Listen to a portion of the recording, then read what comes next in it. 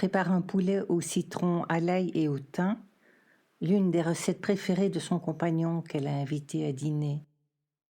L'homme s'est attaché aux filles de Lynn au fil du temps et a accepté, à la demande des enfants, de reprendre le rôle de père que l'ex-mari de Lynn a abandonné en même temps que ses filles.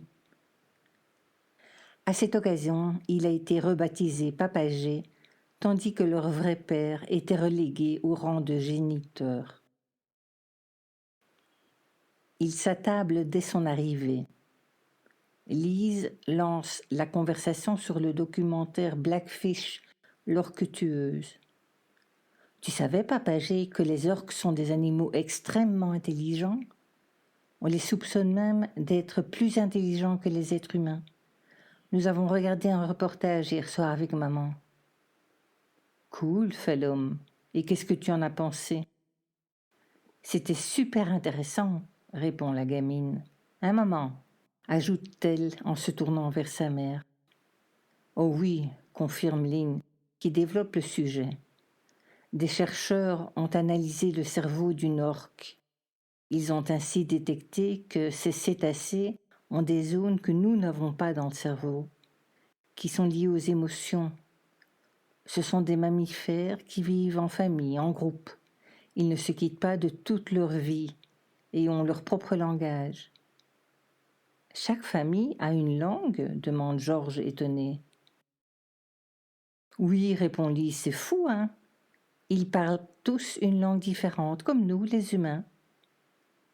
Exactement, reprend la mère.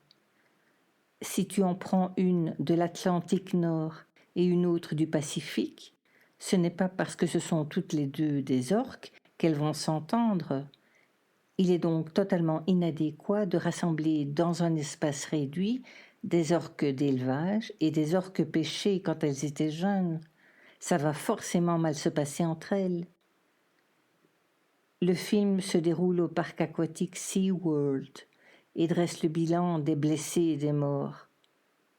Parmi les orques, l'interrompt Georges. Parmi les orques aussi, mais parmi les humains, je voulais dire les entraîneurs, le corrige sa compagne.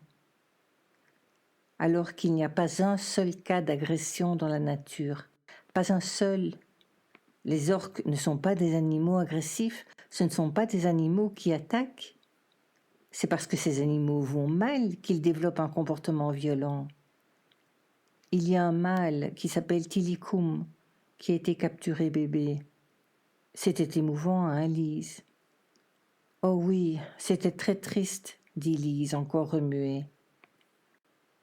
Éline de poursuivre, le sentiment de révolte perçant dans la voix. Les propriétaires prétendent que les orques aiment faire des spectacles. Le public le croit de bonne foi. Or, un pêcheur témoigne dans le reportage. Il raconte « Moi, je suis content qu'il y en ait qui en bouffent un de temps en temps des humains », glisse Georges, tandis que Lynn reprend sa phrase. Il raconte la capture de Tilikum bébé. Ils ont isolé les jeunes des adultes et ont pu ainsi en attraper un. Toutes les autres orques se sont alignées. Elles étaient libres. On ne pouvait pas les capturer. On n'aurait pas pu les transporter. Elles restaient là, en ligne, et poussaient des cris déchirants. Tout le monde s'est mis à pleurer, dit cet homme interviewé. C'était plus fort que nous, mais nous avons fait notre travail. C'était incroyable. C'était comme si on enlevait un enfant. Et elle restait là à regarder. Elle ne fouillait pas. Puis l'homme s'est mis à expliquer à quel point ces animaux sont intelligents. Pour attraper les jeunes, les pêcheurs en hors-bord poussent la colonie vers la baie. En fait, comme il y a déjà eu des captures par le passé, les orques ont compris. Tu sais ce qu'elles font? Les mâles adultes restent nager en surface et en douce, les mères plongent très profondément avec les jeunes. Puis, à une bifurcation, les mères foutent le camp avec les jeunes et les mâles bernent les hors-bords en les entraînant ailleurs. Malheureusement pour les orques, les humains utilisaient aussi des avions pour la chasse. Comme les orques doivent venir respirer à la surface de temps en temps, les pilotes ont repéré le banc des mères et des petits. et ont averti les bateaux qu'ils faisaient fausse route. C'est comme ça qu'ils ont réussi à capturer ce jeune Tilikum. Pour revenir au problème des accidents dans les parcs aquatiques, les orques forment une société matriarcale. Les mâles sont donc déjà opprimés dans la nature en quelque sorte. Toujours pareil, grogne Georges, tandis que Lynn poursuit. Comme en plus il y a des différences majeures entre les communautés, ce Tilikum a été pris en grippe par les femelles du parc aquatique. Et qui? Demande Georges. Lynn le regarde étonnée. Elle a pourtant déjà cité ce surnom 2 ou 3 fois. Je parle trop, probablement, ce n'est pas clair, songe-t-elle, consciente que son ressentiment envers les hommes qui exploitent les animaux la rend volubile.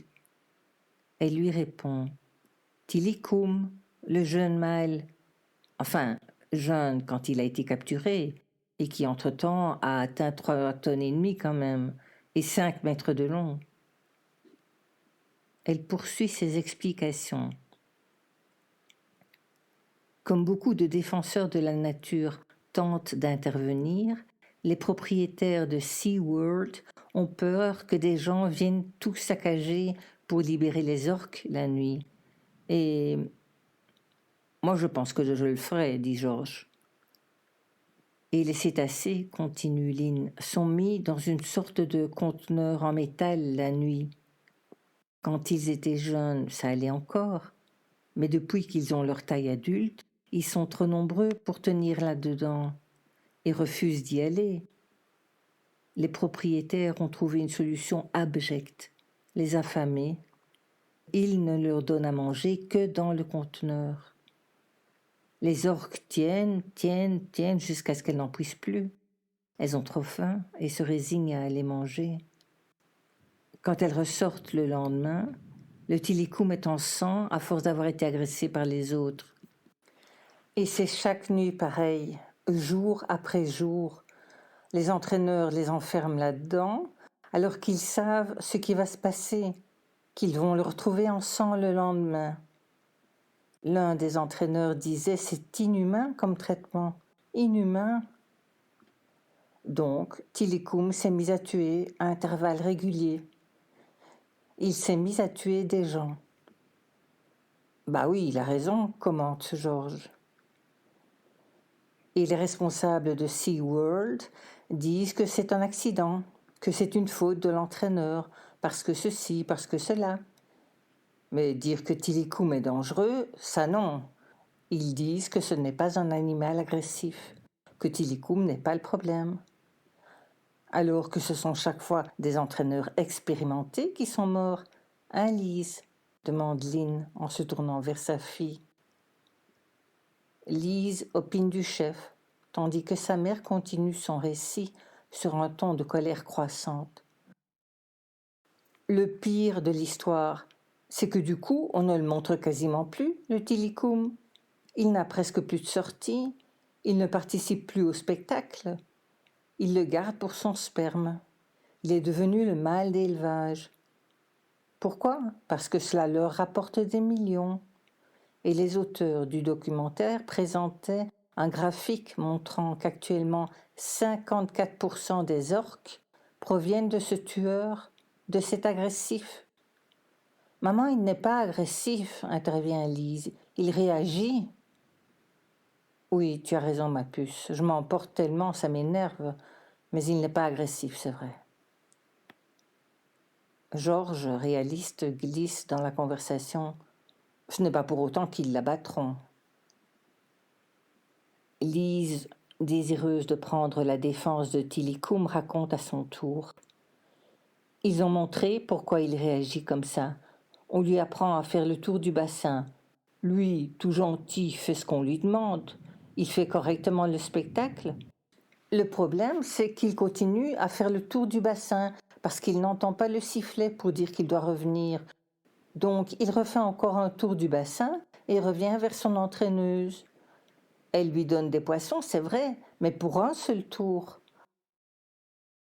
En fait, il ne devait faire qu'un seul tour. Mais lui s'est dit « On ne m'a pas récompensé pour les 2 tours que j'ai faits ». Alors il s'est énervé. Il a attrapé le bras de sa maîtresse, il l'a emporté dans l'eau et il a disséqué son bras. « Elle est morte, j'espère » s'enquiert Georges.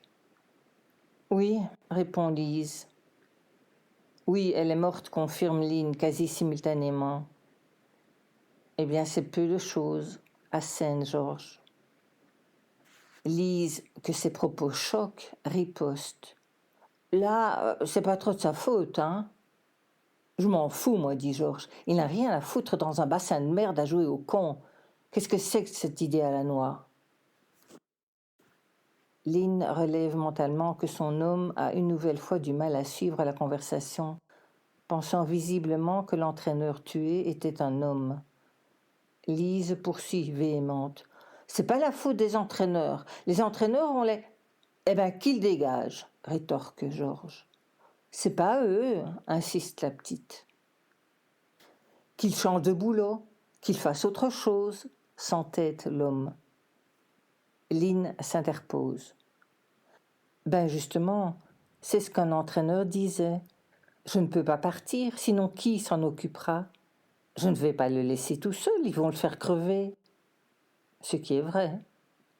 Et un autre argument que les exploitants avançaient était que les orques vivraient plus longtemps en captivité parce qu'ils sont soignés. « Tu parles, dit Georges. « Oui, tu as raison, tu parles, dit Lynn. Des études ont démontré que dans la nature, ces animaux ont environ la même espérance de vie que les humains. Les femelles peuvent atteindre l'âge de 100 ans et les mâles 50-60. Toujours pareil, grommelle l'homme. Alors qu'en captivité, dit Lynn, c'est 35 maximum. Ils perdent la moitié de leur vie. Moi, je pense qu'il faut exploser ces conneries, vraiment, réplique Georges. Oui, répond Lynn, tandis que Lise hoche la tête en silence. S'il y a des morts, tant mieux, reprend Georges. Il n'y en a pas assez. Faut les libérer, faut l'interdire. Ça s'appelle de la maltraitance d'animaux, voilà ce que c'est. De la maltraitance envers les animaux. Oui, appuie Lynn. Et je me souviens d'un autre détail pour te montrer l'intelligence des entraîneurs, ajoute la mère qui a mimé des guillemets. Quand le Tilikum est arrivé, ils l'ont mis avec une orque entraînée. Et lui ne connaissait pas encore les tours, bien sûr, montrer la patte, la nageoire, je veux dire, faire signe au public et se tourner sur le dos. Il ne connaissait pas tout ça. Les entraîneurs ont eu la brillante idée de punir les 2 orques quand une des 2 ne faisait pas bien son travail. Les Américains sont complètement fous, la coupe son compagnon. Et donc le Tilikum ne pouvait pas faire correctement son travail. Ben non, coupe Georges, puisqu'il ne connaissait pas les tours, et l'orque plus ancienne, la femelle était furieuse, devine Georges. Lynn continue. Elle, non seulement, elle n'avait pas sa récompense alors qu'elle avait bien travaillé, mais en plus, elle se faisait punir parce que son compagnon d'infortune était un incapable qui ne faisait pas les tours correctement. Et du coup, tous les 2 étaient punis. Mais enfin, j'ai honte d'être humain, oui, j'ai honte d'être humain, renchérit Georges. Est-ce que les orques... Lynn s'est entre-temps tournée vers son aîné, faisant semblant de lui présenter un micro de journaliste. Qu'est-ce qu'elle en pense, l'ado qui reste silencieuse? J'aimerais avoir son avis aussi. S'apercevant toutefois qu'elle a parlé en même temps que son compagnon, elle se retourne vers lui. « Tu voulais poser une question ?»« Oui. Est-ce que les orques enferment les humains ? Jamais. Est-ce qu'on fait faire des spectacles à la con à des humains pour une famille d'orques qui s'ennuie ? » La petite voix douce et fluette de l'aîné se fait entendre. « Mais maman, pourquoi ils ne réagissent pas ? » ?»« Qui ça, ma chérie ? » ?»« Je ne sais plus comment ils s'appellent, les réalisateurs, celui qui a fait sauver Willy ou d'autres. Il n'y a personne qui a commencé à réfléchir après ça. » Si, Je pense que les gens commencent à réfléchir, mais il faut encore agir, encore plus. Moi, j'ai quand même une question, intervient Lise. Pourquoi est-ce qu'elles ne se sont pas défendues? Parce que les orques sont fortes, elles sont énormes. Ils sont gentils, répond Georges. Non mais attends, réagit la petite. Elles sont plus lourdes et plus grosses qu'un bateau, on va dire.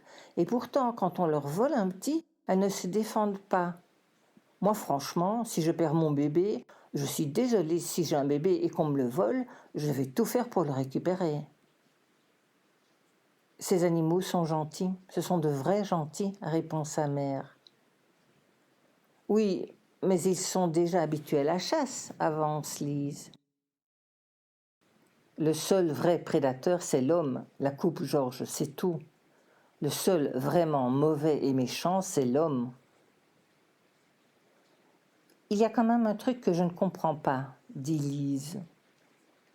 Les orques savent qu'on va faire quelque chose de méchant, et les humains disent qu'après, elles voudront se venger. Puisqu'ils disent « Tilikum, il est comme ça parce qu'il veut se venger ».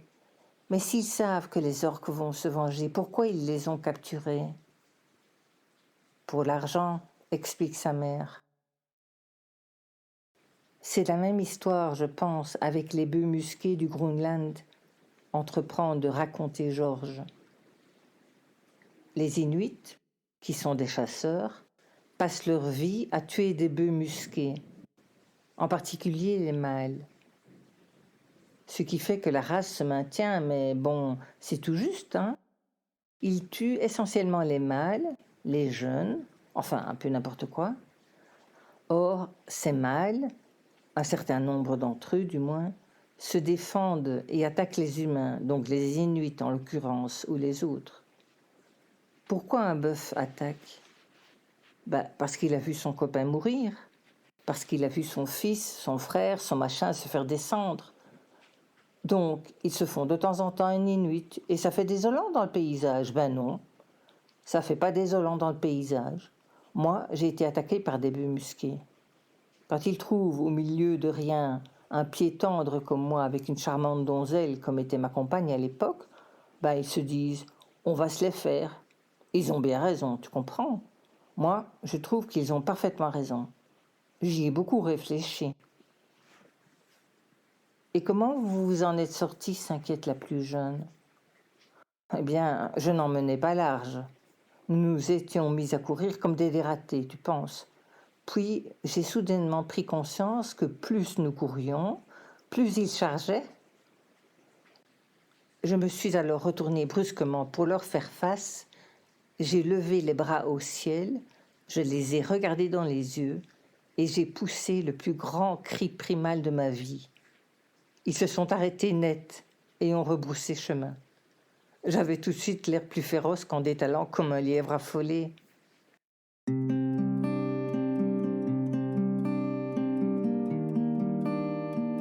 Lynn se couche au terme d'une nouvelle journée infernale.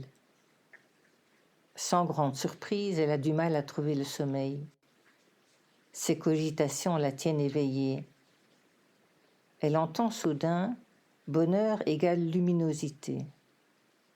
Qu'est-ce que c'est que ce truc de nouveau, songe-t-elle?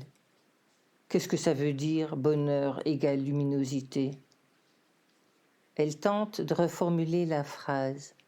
Quand on ressent du bonheur, cela augmenterait la luminosité du monde. Alors qu'elle formule cette pensée, elle est parcourue de frissons. Elle persévère donc, incrédule.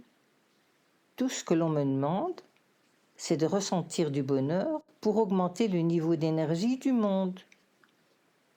Les frissons s'intensifient. Quand on ressent le bonheur, on contribue à augmenter la luminosité du monde, remâche-t-elle. Mais t'es ok, ma pauvre, s'admoneste-t-elle. Si seulement je pouvais me débarrasser de la peur qu'induisent ces pensées, se dit Lynn qui se relève pour écrire à son amie. Elle lui fait part de ses doutes et se recouche. Le lendemain matin, elle voit que Nalan lui a répondu longuement. Essaie de me dire pourquoi tu as si peur de ces messages. Les messages que tu reçois sont beaux et lumineux. La preuve, ils te suggèrent de faire entrer le bonheur dans ton cœur pour augmenter celui des autres et même celui de la terre entière. Magique. Et si tu essayais? Je suis convaincue que c'est en travaillant sur soi-même qu'on peut aider les autres.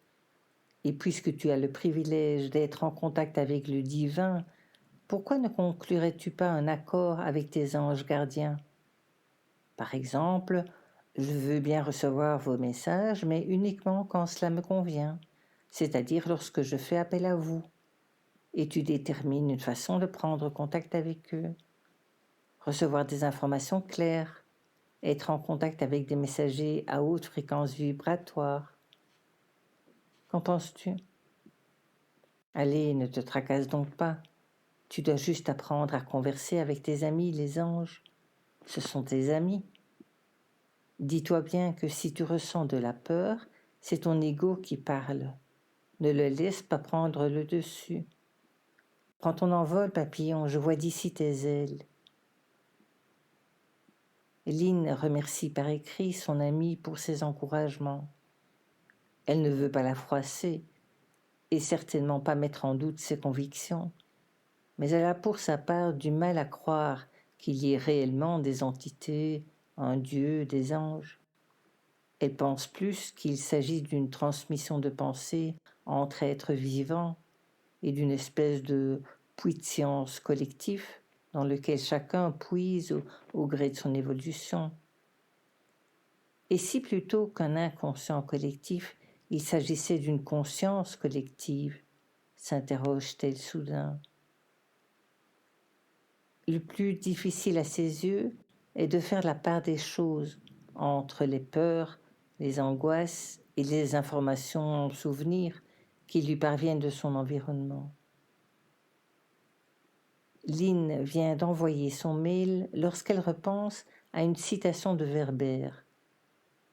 Dans quel livre parlait-il déjà d'un mécanisme plus fort que tout, se demande-t-elle. L'ultime secret? Elle s'empresse de le ressortir de la bibliothèque et retrouve aisément le passage qu'il avait marqué grâce à la page cornée. Je crois que nous vivons une période de transition. Tout devient possible. Il n'y a plus de limite technique à l'expansion de l'esprit humain. Les seuls ralentisseurs de cet élargissement sont nos peurs, nos archaïsmes, nos blocages, nos préjugés, lit-elle debout devant l'emplacement vacant sur l'étagère. Elle se houspille en voyant l'heure tardive. Elle doit se mettre au travail. Comme toujours, la première chose qu'elle fait lorsqu'elle s'installe à nouveau devant son écran, c'est de vérifier sa boîte de réception. Elle voit que Nalan lui a répondu brièvement en terminant son mail par un « Au fait, tu as aimé le film Une place sur la Terre ?» Nalan lui avait offert 2 places pour aller le voir en avant-première. Oui, elle avait aimé. Le long métrage évoquait la culture du malheur.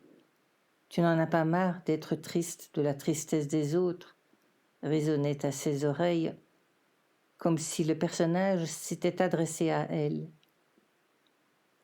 Ce n'est pas difficile d'être heureux, c'est difficile de renoncer au malheur, avait-elle pensé le lendemain au réveil. À quoi sa mémoire avait rattaché la tirade de Camus qu'elle avait lue peu de temps auparavant. Il n'y a pas de honte à choisir le bonheur. Elle confie rapidement ses pensées à son amie et entame une nouvelle traduction, tout en gérant, comme d'habitude, la préparation du repas. C'est à quoi la soupe? Lynn a appelé ses filles pour qu'elles passent à table. Elles commenceront le repas sans Georges, qui est en retard. Comme d'habitude, ne peut-elle s'empêcher de râler à voix haute? Après 5 ans de relation, Lynn éprouve de plus en plus de mal à supporter les défauts de son compagnon. Les tensions entre eux sont devenues courantes. Lise répète sa question. C'est à quoi la soupe? Une bonne soupe de reste. Elle sent vachement bon en tout cas, fait la cadette. Oui, et j'espère qu'elle est bonne aussi, dit la mère. De toute façon, c'est bien simple. Tout ce que vous ne mangez pas la veille, je vous le resserre en soupe, dit Lynn espiègle. Daphné, qui a entamé la sienne, approuve. Ah, mais c'est vrai qu'elle est bonne. Elles sont passées au plat principal lorsqu'on sonne à la porte. Lynn accueille Georges. Nous ne t'avons pas attendu, puisque tu ne m'avais pas prévenu que tu serais en retard, mon ami. Je ne suis pas ton ami. T'es plus mon ami, répond Lynn sur un ton puéril. Je n'ai jamais été ton ami, rétorque son compagnon sur un ton grave, presque cérémonial. La première fois qu'il lui avait répondu ainsi, Lynn avait été réellement surprise, le considérant pour sa part comme son meilleur ami, mais il avait expliqué « Ton amant, ton conjoint, ton mari, tout ce que tu veux, mais je ne suis pas un simple ami. » Depuis, elle le charriait régulièrement, mais la réponse de Georges restait immuable. Il prend place à table et entreprend de raconter sa journée. Les filles terminent leur repas. Lorsqu'elles ont quitté la table, Lynn se tourne vers son compagnon. « Dis, je me demande ce que j'ai. Ça fait 2 jours que j'ai des vertiges en me levant le matin. » « Oh là là, arrête l'hypocondrie, Lynn. Ton frère a raison, hein. Tu te souviens, c'est l'une des premières choses qu'il médite quand on s'est rencontrés, que tu étais hypocondriaque. Allô, Thierry ?» ajoute-t-il en riant. « Oui, c'est vrai que j'ai tendance à m'inquiéter, c'est comme ça. Mais ça me fait vraiment drôle, ces espèces de tournis. » « Oh, dit Georges, c'est sûrement de l'hypotension orthostatique. »« Non, dis ça, je sais ce que c'est, dit-elle vexée.